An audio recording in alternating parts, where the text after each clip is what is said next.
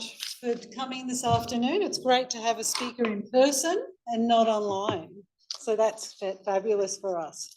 So I'd like to start off and do our acknowledgement of the traditional owners. So let's just acknowledge on these lands the Jabbergai, Irraganji and Gimoy Yidinji people, and we respect their ancestors and elders past, present and future here at James Cook University.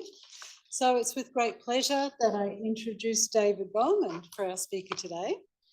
I know David as being one of our most famous fire ecologists in the country. And we were just discussing the fact that he's done all of his education at the University of Tasmania, despite the fact of having worked in many places across Australia. He's currently the director of a transdisciplinary fire centre at the University of Tassie, where he holds a research chair in pyrogeography and fire science. He's an Australian Research Council Laureate Fellow since 2022, and he's the lead researcher for natural hazards research in Australia. He's widely recognised as a thought leader in wildfire science and management, and his research is obviously very influential and has published many high impact papers. And I think most importantly is that he's able to transcribe that research and provide policy advice to government and to parks in terms of the management of fires. So it's with great pleasure that I introduce David. Thank you very much. Yeah, thanks. So what I'm going to do is talk about the research I'm currently doing, and then I'm going to have some reflection on research practice and also think about what all this means. You know, it's sort of a nice thing to be doing, putting your shoulder to the wheel, trying to adapt, as I'll explain, to some actually really gravely serious issues. And it's sort of an interesting thing. I've just caught up with a few former students. You reflect on your own life. And, you know, I started out when I was at school, I just loved nature and I thought it would be really cool to be a park ranger and going to uni. I knew about PhDs, my parents were academics, so ended up doing something applied.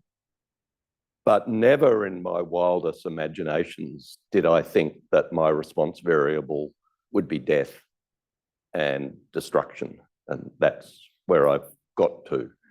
And so I, you know, sort of this is serious stuff. And it's taken me places I would have never imagined that a guy who was just interested in the bush would go. And I'd also just like to acknowledge my team. Some of people in my team I've worked with for almost 30 years, published over 100 papers with Linda Pryor and Grant Williamson. Owen Price and I go back to the 1990s. It's really amazing. And then we've got the younger ones. It's a really fantastic thing to have a group and to see thinking about passing on, you know, for the next generation. So the outline of the talk, and it's sort of kind of a bit weird, maybe a bit abstract for a place like Cairns, but maybe not, because Cairns is disaster prone, but in a different way. But maybe Cairns is going to be disaster prone for fires soon enough. I was talking to David Ting yesterday, you know, and one of the things I'll talk about is plant flammability, and I did some studies on plant flammability. Consider this, there's absolutely no reason why you can't have a crown fire in a rainforest. The only reason you don't have crown fires in rainforests is because the crowns aren't dry enough. But if you crank up the temperature, you could actually have crown fires. And yeah, so, well, that's meaning you're cranking up the temperature. So yeah, I'm you know, really lucky to have some funding, both from the ARC and also Natural Hazards Research Australia. It's one of these really nice opportunities where they've dovetailed together nicely, and the Natural Hazards Research Australia work is very strongly stakeholder driven. So the research package which we picked up was actually developed by stakeholders, and it's just a nice match. And I'm about 40% through this program. I'm going to talk about some translational lessons and challenges which are more generic, might be interesting, and then finish with my vision for the pathway for sustainable coexistence. So what is pyrogeography? Pyrogeography is a new field. I'm really happy to say I never invented the word pyrogeography, I appropriated it. I've just founded a new journal called the Journal of Pyrogeography. That's kind of cool. The purpose of this journal is to be able to provide an arena for holistic, multi-scale, transdisciplinary work. It's very geographical. The geographical sciences, I think, you know, I'm a Humboldtian, I suppose. You know, Humboldt just was this guy, had endless curiosity about everything. And it doesn't fit well with academic sort of siloing or divisions. And those academic silos and divisions affect funding. It's quite difficult. A lot of people want transdisciplinary work, but it's actually quite difficult to be transdisciplinary because you end up falling between stools. And so having a field, and it was some of my insight was, you know, that because the thing I was wanting to do or was doing didn't actually fit. In fact, the reviewer of one of my grants said, this is just, you know, this guy's a dilettante, you know, he's doing all of these things. Well, actually, there's a coherence. So then I thought, well, the way to solve that problem is to invent a field, because then, you know, I'm doing pyrogeography, mate. You know, that's what I'm doing.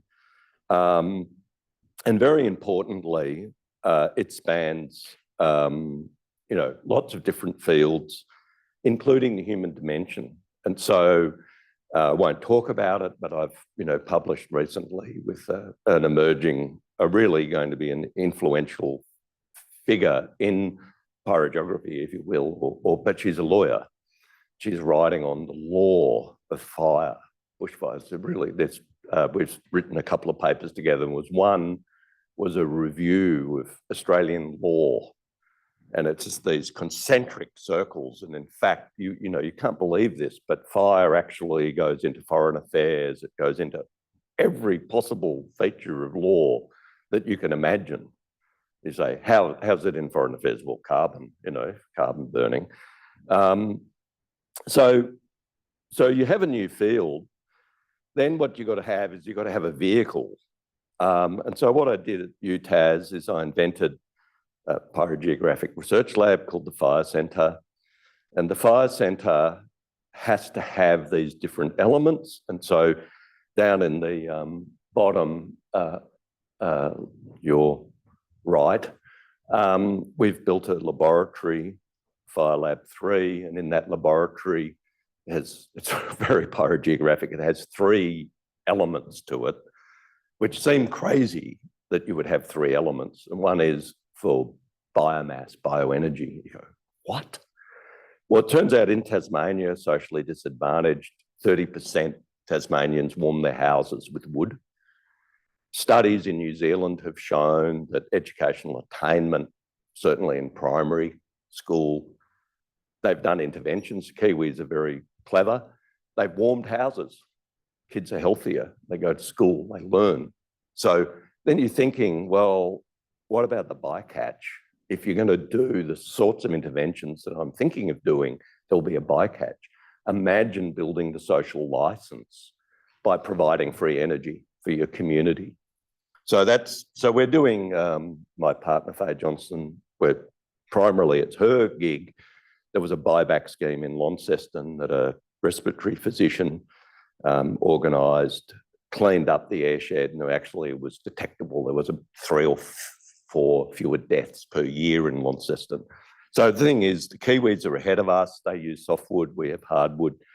So there's the bioenergy lab. Then on the other side, there's the flammability lab. So we've built a lab and we want to know about burning, you know, leaves, soil, because in Tasmania, organic soils are a big deal. I could give you a whole lecture on the organic soil story. And in the middle is a room, which we call the climate hut, which is a climate controlled room that you can put smoke in. And what we've done in this is that we went this is a great story, I'm just telling stories. We went to, sent our lab manager, who's a hero, Megan Porter.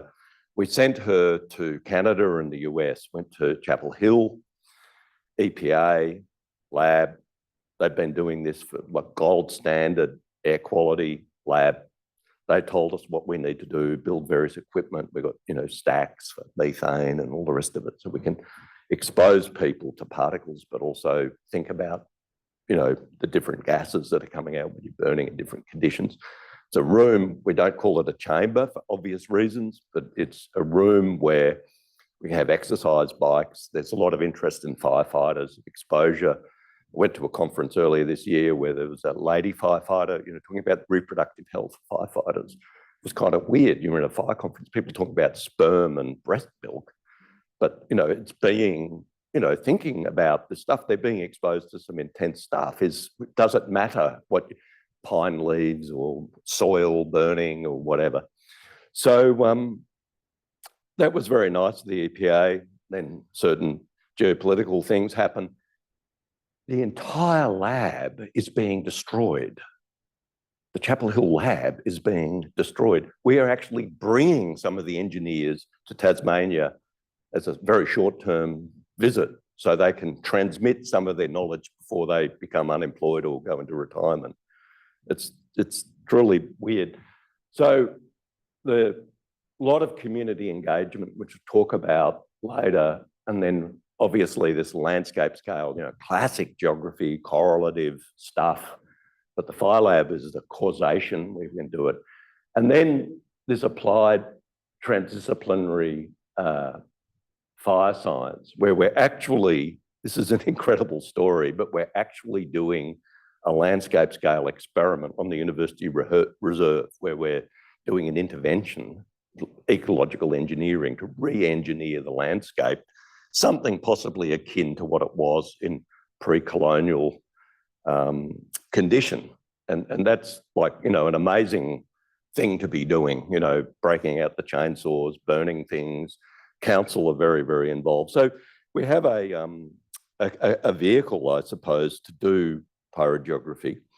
And what I've done, my research program, is basically there's 7 work packages. I'm not going to talk about the Aboriginal work. That's ongoing and obviously very carefully negotiated with the Aboriginal community. So I won't talk about that, but we are definitely doing work on cultural burning. I'll just very quickly race through some of maybe our achievements of these work packages, but right in the core of this is the delivery point. A lot of scientists talk about how they're going to work with managers and they're going to do this stuff. Well, we've set ourselves a reasonably high bar and we're saying we're actually going to do this. So you can criticize me if you think we're not doing it. And it's extremely difficult, and I will reflect on why it's extremely difficult shortly. So I'll just very quickly race around the circle, and we're doing a lot of global analyses. And one of the work we've done, incredibly highly cited paper, we were able to show using a particular index that there's a step change in extreme fires around the world. And this change matches what we know about particularly fuel aridity. And, so this is a real thing. And that real thing has real consequences. So we've been working with a global reinsurer, Munich Re. I said to the guy at Munich Re, Marcus Stewart, and I said, if you were a football team, like, where are you on the league table? He goes, we're at the top. We're the best. These people who are dealing with billions, if not trillions of dollars. And I negotiated to analyze their database. And basically, what we found is that there are these hotspot areas of fire disasters, and you already know where they are because they're always in the media. And we're able to show in connection to the increasing intensity of fires that unfortunately there's an increasing trajectory to more disasters. And of course, LA is an absolute, LA and Lahaina, they were very consistent with what we're observing. And then what we did was we did some habitat suitability modeling around knowing where these intense fires are. And we thought, well, in the very near term, if you go long term with fire, it gets really weird because climate change affects vegetation, fuel. Like once you're out, like we wrote a paper on the Australian future pyrogeography of Australia. And I said to Callum Cunningham, my very clever postdoc, I said, Callum, all we're going to do is we're just going to show where the changes are. We're not going to actually say what the changes will be because you cannot know that. You don't know what that's going to be. It's too complicated. And so, that particular paper, it's called Pyrogeography in Flux for Australia, is that there's vast areas into the future which have no analogue in Australia to the future. We honestly do not know. We just know that there's going to be non-analogue pyrogeography. So with closer 1.5, which is about now, the places that are already bad are going to get worse. So that really puts some serious engagement, I suppose, with the insurers. So we have a lot more engagement, not just with the reinsurers, but also with the Australian insurers and local insurer. And it's a really, I think, important, and then you get into these things where you have slide decks, which are like, commercial in confidence. You cannot repeat some of these things. This is like, no. But basically, it's a bare knuckle ride for them. And what has been communicated is that soon, and it depends on how the reinsurers think about it, it's not out of the question that, like California, fire insurance won't be a thing. And if it's not a thing, then the real estate that we, so as Australians, I was saying, what's Australia? What's an Australian? An Australian, and I was saying to somebody, and I realised, I think it was actually quite right. You go to Bunnings, that's what Australia is. People love their property, and it's diverse, it's a melting pot, it's a great leveler. But imagine if everybody suddenly in Hobart doesn't have fire insurance. The person who will be the insurer of last resort will be the government. And then that's going to get really interesting because the government will be carrying extraordinarily large liability. So then we moved down from this sort of global work. We started thinking about house loss. And one of the really weird things, house loss in the US, we were already collaborating with a woman who had worked in the insurance industry, Alexander Seifert. Again, one of the weird things is that many of the people who work Owen Price, we all come from a biodiversity background. And it's just like, yeah, we love biodiversity, but burning cities down kind of shit. And so we wrote a paper before the LA fires theorising about burning suburbs down. This is very strange. And I did the literature search for this, and the literature was kind of incredible to say, well, obviously there's historical fires, 1666, the Great Fire of London, there's fire in Moscow, there are fires in Finland, there's lots of, historically, in Greece, even in ancient times, people had combustible habitats. But in modernity, that led to a lot of innovation, fire brigades, fire insurance, but it also led to bastardry of burning cities down in war. So you can burn cities down. And so we've been thinking about, mechanistic sort of how would you even start? So we wrote this paper about that, before doing the analysis, just trying to think about that. And then we moved more to, more classic geography, I suppose, where we started looking at not only radiation, if you may know, if you live in fire-prone environment, it's called BAL, bushfire attack level. In Australia, bushfire attack level is a very big deal because it affects the build. And so through council, again, how you zone fire risk affects the cost of the build enormously. And so that's, we're working in New South Wales, and there was one meeting we had, talking about their rules of thumb. And it was like, you realise that if you changed the rule of what is a fire-prone environment, the implications of that cascade into building development. Like suddenly you're talking about billions of dollars because you have these mandated regulations. So, but the one thing BAL doesn't do, it doesn't consider ember attack. And some of you might have been in Canberra in 2003. Ember attack is a really big deal. And so what we did, we're very lucky, it was a postdoc who actually did his PhD on fluid dynamics of embers. So we were able to create a model where we're able to map how there was a disconnection between the radiation load and the ember load. And so we haven't published this work yet, but that will be a really interesting sort of, basically what I wanted was a GIS application that we could put in to help planners sort of have this extra layer of risk. So then going down to the next level, flammability and fuel management, what we did was we started thinking about, and this is really interesting, it's sort of barely original. The originality in what we did is that we actually, Stefania Onde, who's Italian, so she's quite good with languages, we don't have Asian languages, but she did a literature search of the world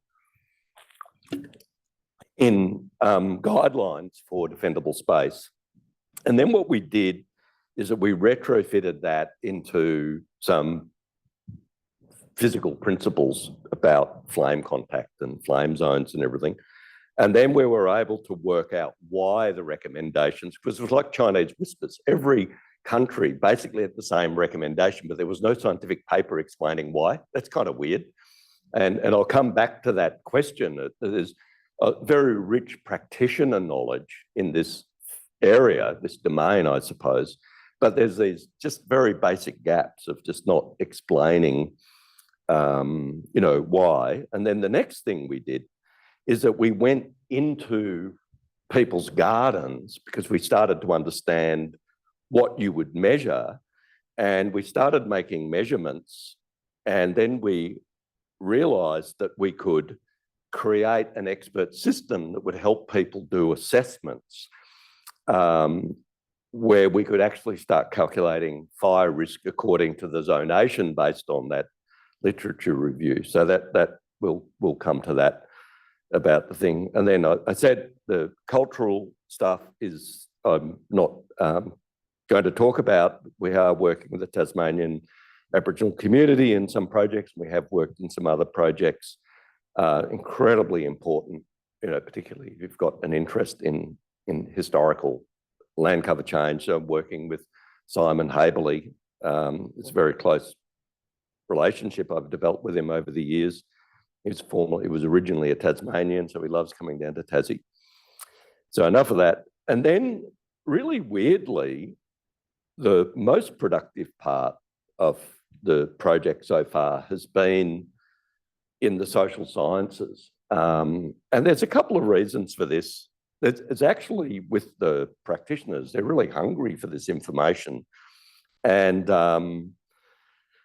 we were also very lucky because after the fires in 2016, there's a public health audit every 5 years. And my partner, Faye Johnston, who's an epidemiologist, she also works for the Tasmanian Government Health Department.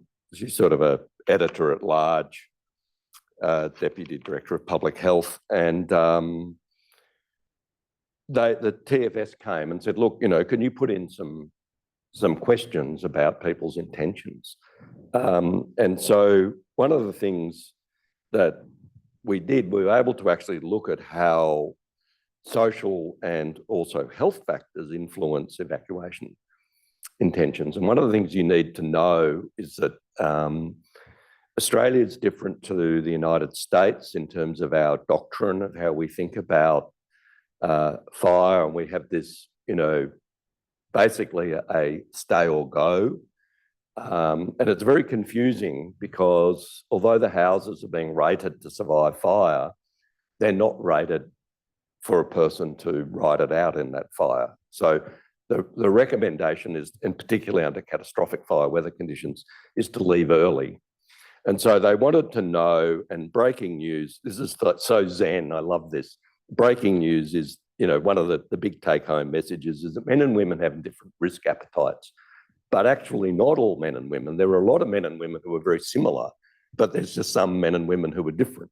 And that is such a trivial sort of insight, but it's like Christine Eriksen's work about when she wrote a book on wildfire and gender, it was like there was only one sort of uniform which fitted a fella, even though there were lady firefighters. It's just so easy to fall into, we will have one message, whereas what this is helping the practitioners dip their toe into the fact that they're going to have to tailor their messaging, not just to gender orientation, but there's, and I'll talk about that maybe a little bit.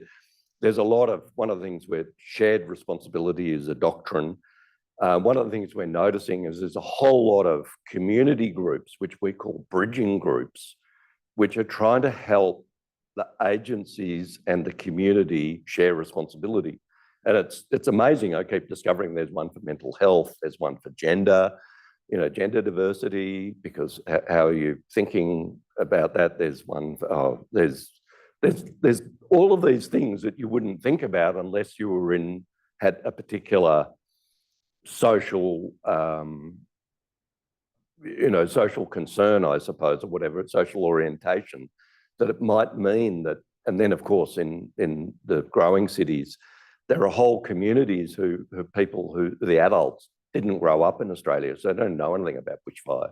English isn't their first language. So you've got all of these communication questions of how do you explain what, and by the way, it is quite rabbinic to stay or go. And we could endlessly argue about what does stay or go mean.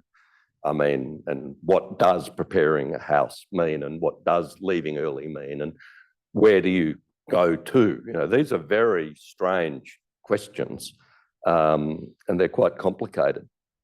And then what we did is that we resurveyed, because we had that baseline, we resurveyed, and then we found something really interesting. Again, men and women and rural men and women are different, so that, it depends what sector is. But what we found is that there was a change occurring, and that we don't know why, but more people, obviously the rural men are the least prone to, or the most prone, or whatever you want to say, the most going to save the property. But what we're finding is that right across the board, people are wanting to leave. Now, we don't know whether that's because fires are getting worse, that the messaging might be working. We have no idea, but that's just a discovery we made.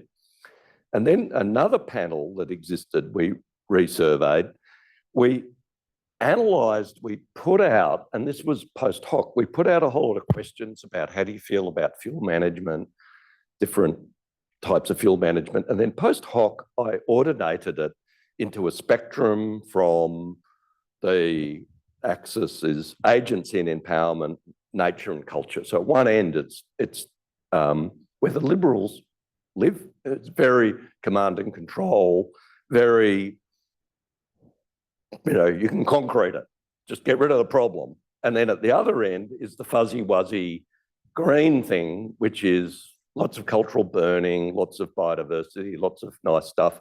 And then in the middle is the people who, the Labor or non-aligned, which is just, we'll let the government get on and do what they want to do.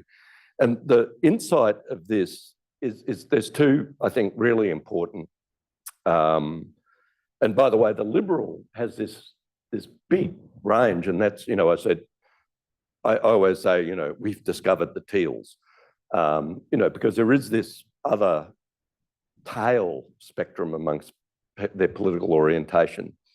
So what I think there's two things going on here, which are really important, is that the first thing is that right across the board, there's an incredible amount of support for cultural burning, but the catch is there isn't any, or there barely is any. So in other words, people have signed on to this fantastic idea. It's a great idea to have Aboriginal people involved in looking after country, but there's very, very, very limited serious investment to allow Aboriginal communities. There's a few amazing people, Oliver Costello, Victor Steffofferson. There's some really amazing Indigenous folk who are doing stuff, but it's like they're fighting a battle to get funding and keep the ranges going. So there's an opportunity there. But the other insight I would have from this is this topic is ripe for politicisation, because it sort of already is. But luckily, it hasn't been extremely politicised, but it could be. And if you get into a very divided thing, it's going to be, you know, it's going to be hell to then manage these divisions, particularly if you're an agency trying to implement these very complicated doctrines of shared responsibility, particularly. So another thing we did, following on, we went into people's gardens, we did garden assessments, then we went and we talked to people about their gardens, doing, you know, social science stuff. Anna Gedram is a social scientist in the lab. And, you know, a lot of people are very emotional about their gardens. They have great affection for the gardens of trees. It might be somebody's ashes, a pet, there's this, you know, and you say, yeah, but it's a very flammable plant. But then there's also people who are very stressed.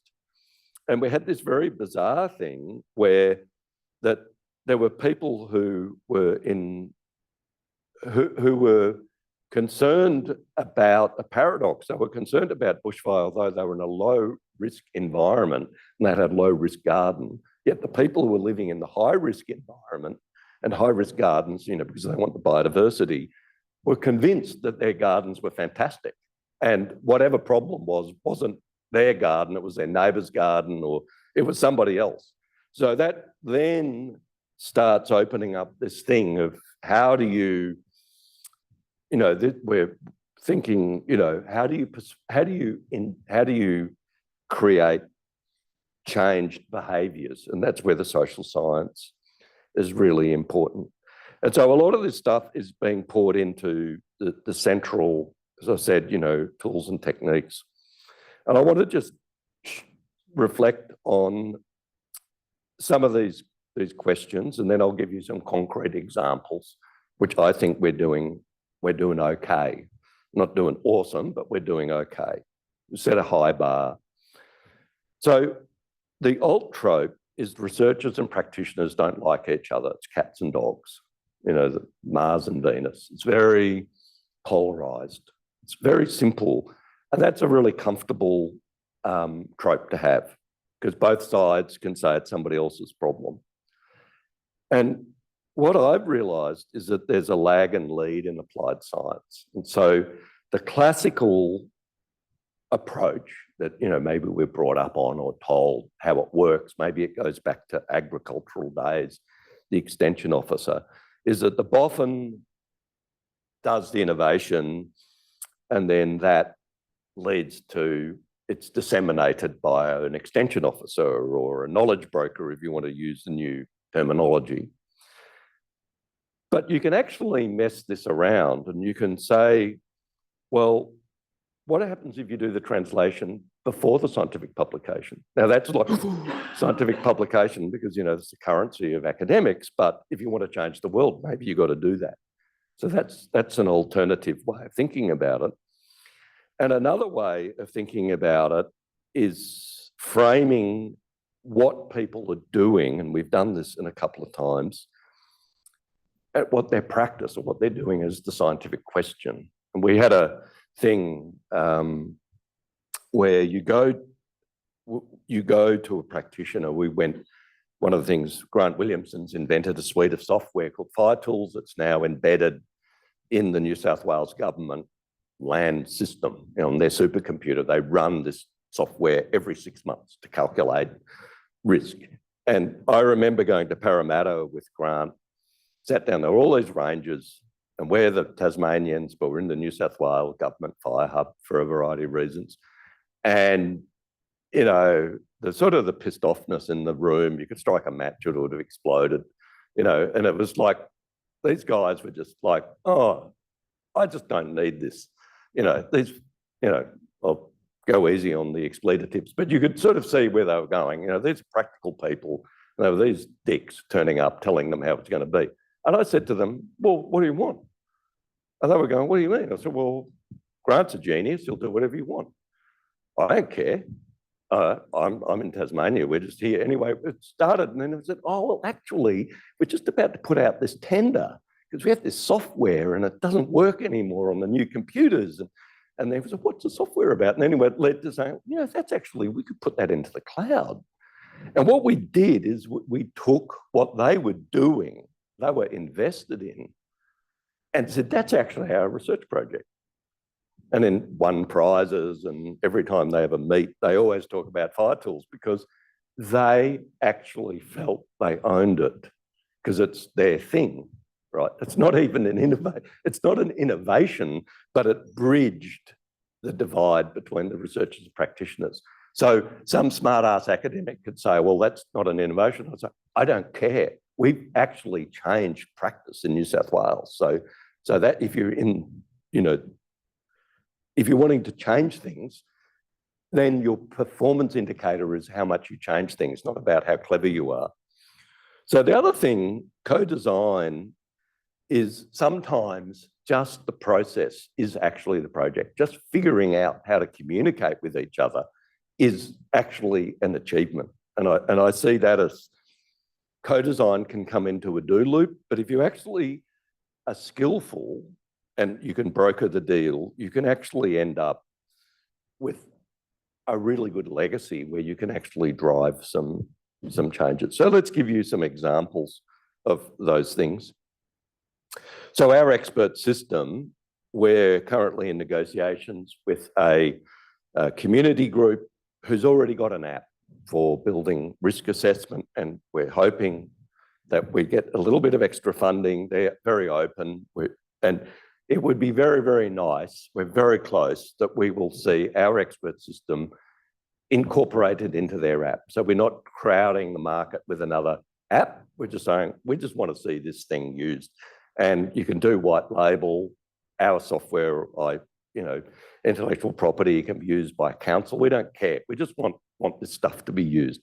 But that's a classic thing where we invented something and we're trying to find a landing point. But the key thing is you have to be really sharp about the landing point for your thing. You could spend, you know, an enormous amount of time browbeating the TAS Fire Service about how they've got to have this app. I actually tried, and that didn't work. Not this app, another app. And then with the application of publication model, with our plant assessments, in our lab, we've assessed thousands of specimens and hundreds of species. And the City of Hobart produced a brochure, which is really nice. It's a start. And that's an example. There's no scientific paper. I put some of the methods in another scientific paper just so there is a paper to point to, an ecology paper, but we have a huge trove of data we haven't even analysed yet. And that can wait. It was far more important to have the mayor launch our brochure. And, you know, now we're in negotiations with, you know, Port Innovations, which is an R&D, trying to get an interest into the idea, hey, you know, you can have water smart plants, you can have flame smart plants. So that's an example with no science publishing. Then policy and practice is a scientific question. In New South Wales, they've, you know, bushfire prone land, the 100-metre rule, which is used for planning. So we analysed house loss relative to this rule, and you can see the arrow down there. And it turns out it's actually a very good rule. Practitioners are really smart because they've, been around the traps. They've seen when houses burnt down. But there's a but, and the but is, unless there's catastrophic fire weather, and that's that black line, when the black line is because of the huge ember storms, so on. So that's an example of where we took an existing, I don't know what you would call it, an existing rule, I suppose, and when we analyse it scientifically. So we're doing a lot more of that. We're doing another study with City of Hobart in our experiment. We're saying, well, we want to replicate exactly what you guys do with your thinning and burning, because then the reason you want to do that is then you can innovate. Because the thing about science, practitioners are really good at solving problems, but they're specific. Science is about generalities. And so if you can find the general principle under, and the practitioners have come up with, the famous story of the buckyballs, people in Canberra Hospital made buckyballs, carbon-60, new form of carbon. But the people who actually figured out that it was a new form of carbon got a Nobel Prize, So that's because they were thinking about the generality. So I said I would end just sort of a vision. What I'm trying to do is I'm wanting to change the landscapes around Hobart. And I've got a vision which is going to involve mechanical thinning, herbivory, prescribed burning, cultural burning, green fire breaks, houses, gardens, the whole thing. So I've got a vision thing. And I think that's really important because what I've done intentionally is I've told you what my research program is, and now I'm telling you the vision. I didn't tell you the vision at the beginning, telling you that all of this stuff is actually going somewhere, leading somewhere. And there's lots of other layers into creating this vision. And you can read the paper of, why this is going to be important, but certainly the insurers are really interested in this because unless something changes, it's going to become increasingly difficult to have insurance in a fire-prone environment. So the very last thing, which sort of tries to pull all of these ideas together, is that I was at a conference last year and I sort of at the Natural Hazards Conference. It was kind of weird because it was like the same talk all the time. It was the same talk. It's sort of like, when it's the same talk, it's kind of boring. And then I thought, but what's the generality here?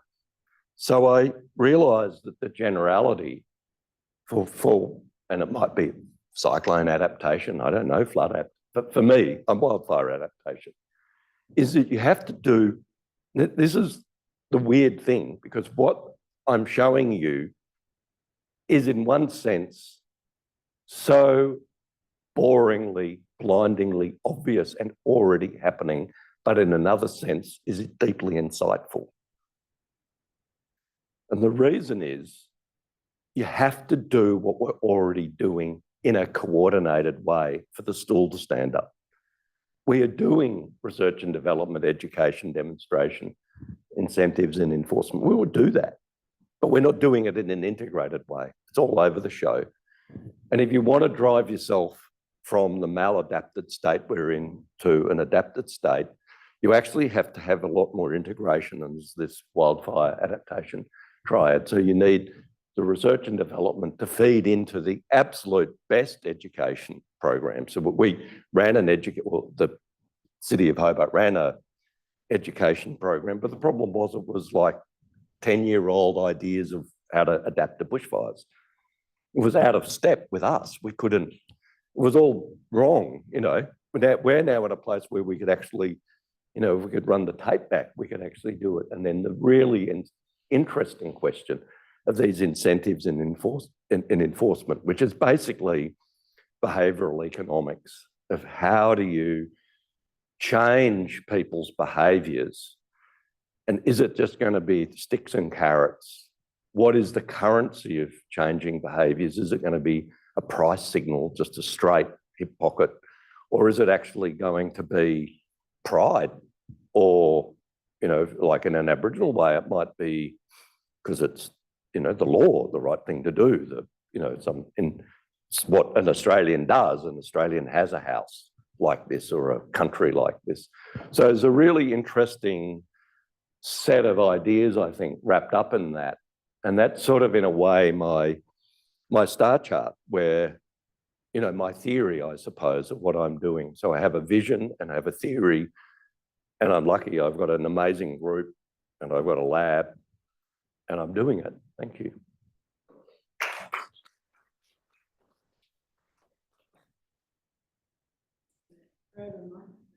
Questions. Thank you very much, David. That was an excellent talk.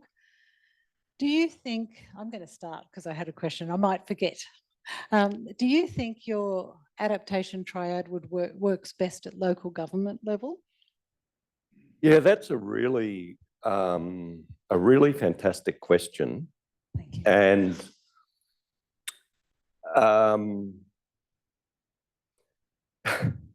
yes and no. It's really complex. So it's really complex. The Australian Constitution is a really complex situation because we have the federal government. Federal government can't be music. Yes, there's music. The federal government can't be the leader here. It's very different to the United States. The states and territories are responsible for this stuff, but states and territories want to do things which are one size fits all. It's quite hard if you're a state and territory government to customise. So local government logically is a fantastic place, but to do adaptation work. But the problem is a local government is that many local governments aren't very well off. So I'm very lucky with the city of Hobart that runs basically a national park. It's got a bigger bushfire firefighting outfit than a national park. It's got staff of 30 trained or something, its own trucks and everything. So yes and no. And a good example of how bonkers this can get is Philippa McCormack and I, lawyer I mentioned, wrote a paper where I got rung up by a very distraught couple, retired academics, moved down to Tassie, bought this place in the bush. TFS came and said, well, you're in a death trap. You're just absolutely in a death. Can't even turn a truck around here. So you're just going to die if there's fire. And the guy was a retired professor of philosophy and, he's a pretty smart bloke. So he got onto it and he imported a Victorian engineer designed, and there's an Australian government guidelines, but it's not mandated by the Australian government, and installed a fire bunker, engineer designed commercial fire bunker from Victoria. Very, very proud, put it in, very proud. And his neighbour, who's a friend of mine, is a magistrate, and said, that's a wine cellar. I said, no, it's my fire shelter. So he's very proud of his fire shelter, goes to the local council, which is not the city of Hobart, and said, I want you to look what I've done. So he said, that is an illegal structure. And you've cut trees down around it. We're taking you to court. And they took them to court. And it's like, you're criminals. It's like, we can't be criminals. And we're going to weld it shut. And then this guy rang me up. So we wrote a paper about it. And then I got fascinated so we wrote a paper about fire bunkers, fascinating topic. Then I went to the head of NEMA and I said, well, why isn't the federal government streamlining this? Because then you could have a national policy. And he goes, mate, you got to understand how it works. The Australian Constitution, it's a state thing. The Victorians wanted to have their thing. Well, that's okay. So then I'm going really crazy. It's like, this is mad. So I went to a professor of law at ANU, a guy called Andrew McIntosh, who was actually one of the Royal Commissioners, the Bushfire Royal Commission. I said, man, what's all this about? And he goes, it's about the coordination function. And so what's a coordination function? The coordination function is how do you coordinate the states and territories? So I go, well, who's the coordination function? So then I went to AFAC, which is like the AMA. It's not even a government organisation. And I said, well, as far as I can tell, you're the coordination function. A lovely man who's the head of AFAC. He said, yeah, but what you're going to understand is I just organise the meetings and then they come and the state and territory folk fight it out. so the Australian bushfire danger rating is that AFAC can do things, but it's extremely difficult. So you have this sort of set of problems that particular council was completely correct. And Philippa they went to the planning tribunal, they appealed, they did things. She's a lawyer. She said, no, they did not follow process. As a lawyer, they were wrong. And they were charged by the magistrate for quite a serious penalty. And this went on and, because they did wrong things. Would we expect the Kingborough Council to motivate the Australian government or the state government to reform to make these adaptation pathway? That's really the problem in Australia. It's very complicated of how do you find a way, who's the coordination function, who is the leader? And my advice is it's for these bridging organisations, the community groups can be really important in a democracy to advocate, to say, well, this is nuts. Like why are we penalising these people who were told that they were going to die and they acted at their own means, et cetera, et cetera. So anyway, after they were charged and went through a tribunal and all the rest of it, they didn't give up. And in the end, at great expense, they were able to get a fire engineer to sign off and they were allowed to keep their fire bunker. So it's a kind of a happy story, but it's a horrific story because it goes back to who is going to do, is it NEMA is not the National Emergency Management Agency, is not, it's there to respond to crises, not to drive reform. Who are the people who are going to drive the reform? And that's the question. And I think with this model, potentially, one of the things I didn't talk about is demonstration is hugely important, is to be able to not just pump out papers or pump out, noise into the ecosystem, but to actually, because, somebody was talking about AI and, teaching in universities and I we were having a staff meeting, and I said, but it's about reality. I said, yes, you're right, it's reality. And I'm going, no, it's not reality. It's about reality. It's like, because a lot of people think AI is reality. I'm going, no, the antidote to AI is reality. So if you have a demonstration site, you can take people and say, this is what a fire-safe garden looks like. You can see it. I could measure it. I could walk in it. I could smell it. What we're doing in that, one of the things I've put in the talk, we're in close negotiation with the City of Hobart, we're doing an interpretive trail about some of our interventions, some of the things about Aboriginal business, and then it builds up, and we've sort of got a rough sketch of where the trail will be in the domain. And the second last station on the trail, we'll talk about 1967 when the city burnt down. So it's actually at the end of the end of the talk. And then the very last thing is, well, what are we going to do about it? So, David, can I just, yeah, you've got some really good stories, but I just want to check if there's any questions in the audience. Thanks, David. Informative as ever. 3 quick comments and a question. The first one is, I was in Canberra in 2003. And yes, ember attack was really horrifying and actually quite frightening. And but also was the extraordinary outburst of gas from the pine plantations that was on fire. And it charged across paddocks without any grass on the paddocks at all and hit the other side and started another fire. So there's another fascinating process there. But the other, just on that, the area that lost most houses was built into the pine plantations, as you're probably aware, in Chapman and elsewhere. And that was a brilliant decision by a former Prime Minister who invented the Royal for our currency, name of whom you will guess.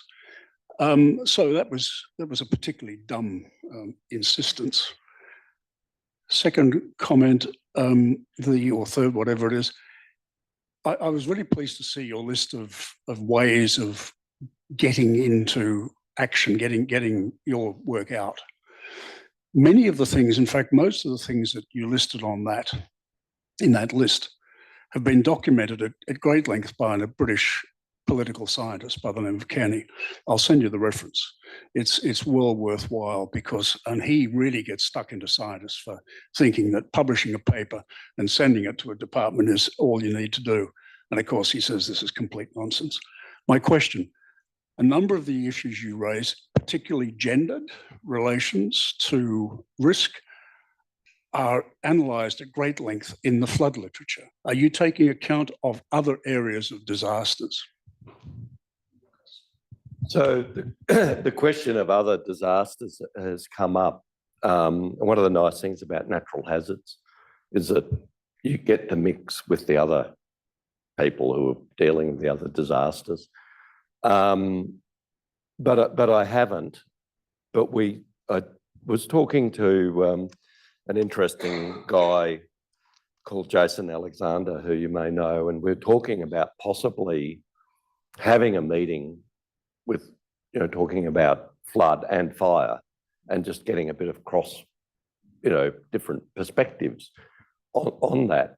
I'm very comfortable just, doing my thing, but I'm also really open to interacting with others who are doing their thing too, because I think that there's an amazing amount we can learn. But the problem with, pyrogeographic impulse is that, there's a certain point where the balloon will just explode. Your brain can't take any more. But this triad, that would definitely apply for flood. I was looking at that thinking that's the solution maybe for Cairns as well. You could apply it to some parts of the world. You said you wrote a paper just before the LA fires. In hindsight, after the LA fires, what was true and not true with what you wrote originally? So the thing that we're working with in California is we're trying to understand why Australia hasn't had a sort of the nearest thing to a suburb losing event was Marysville, as far as I'm told by Owen Price, so he's really across these major house loss events, because even Canberra was bad, but it wasn't a suburb demolishing event. Pretty close. Yeah. But the thing which we're seeing in North America, because it's not just LA, there's been several. So I think it's called the Tubbs fire, which was up in near San Francisco, and there's several fires in Canada where and of course Paradise, where they're taking out entire towns and vast suburbs, and we don't know why that is. And so we're analysing the differences between Australia and California and trying to understand. One of the catches, which is why geography is so cool, is that most Australians live near the coast, whereas in America their settlements are actually pushed a lot more into the hinterland. So there's a lot more people, so there's a lot more exposure. And the build of the houses, that's been well known and well discussed, that they have different sorts of housing, different sorts of roofing. So you've been to, they have this tar paper stuff, and they have, wooden, just different materials, different densities of housing. So we're trying to pick apart that. But certainly the insurers were all not surprised by the LA fires. So it's all like, because I've had near misses there in Malibu and so on. So, but really what was driving that, what is the key mechanism, and why Australia is different is really an area where we're actually currently working with, as I mentioned, a woman. We're trying to understand that. So we're sort of going back, that paper I mentioned was sort of first principles, thinking about losing suburbs.